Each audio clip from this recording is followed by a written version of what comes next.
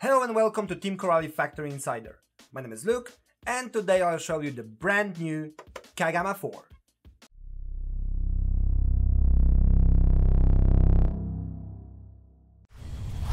Before we dive in, remember to visit world.corally.com to explore all the details about our entire lineup, including Kagama 4. In this video, I won't cover every feature in depth. For a closer look, be sure to check our stunning new studio video available on this channel. Today I will explain why we developed Kagama 4 and compare it to the proven Synchro 4 platform. You can probably see where this is going. Many bashers have taken our successful buggy platform, the Synchro or the Spark, and added larger wheels to create what's known as Trugified Buggy. These are fantastic because they combine the best of both worlds. So why didn't we do it sooner? Well, we did, with the Skitter. But that was a bit different. The Skitter is still one of the Team Corally's most beloved models, but it was purpose-built for that specific task. Although it shares many parts, it still remains a separate platform. We'll listen to what you have to say, and now we are proud to introduce the new Trugified Buggy ready right out of the box. But we didn't just slap Skitter wheels on it, we've made significant improvements while keeping the Trugified concept in mind. I think it's best to compare those two and show you what has changed. Let's start with the shared components. Both Kagama 4 and Synchro 4 shares the exact same set of 4S electronics, including the powerful brushless motor and the ESC. They also feature the same sturdy chassis, shock towers, big bore shocks, diffs, bulkheads, chassis braces, arms with their mounts, and the battery tray. As you can see, there's a lot in common, and you can call them like a platform. Now let's move to the differences that set them apart. Let's start with the obvious. The Kagama 4 features a new body that requires robust beefy mounts.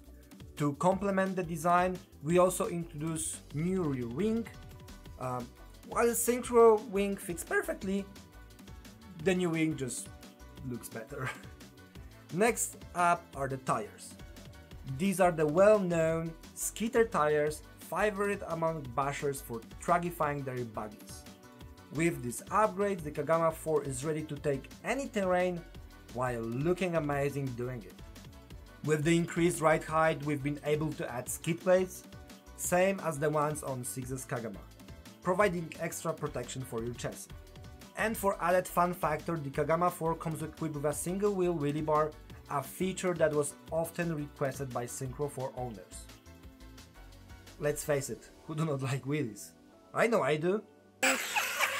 That's when wheelie bar comes handy. Now let's take a look inside. Kagama 4 features a wide steering blocks and rear uprights, which means different axles and CVDs to accommodate the change. A wider stance adds stability, and I've noticed many bashers tuning their Skitter with similar modification. Or something I do not like, hub extenders. While it may seem like a quick fix, extending the hubs can actually increase the risk of damage and wear.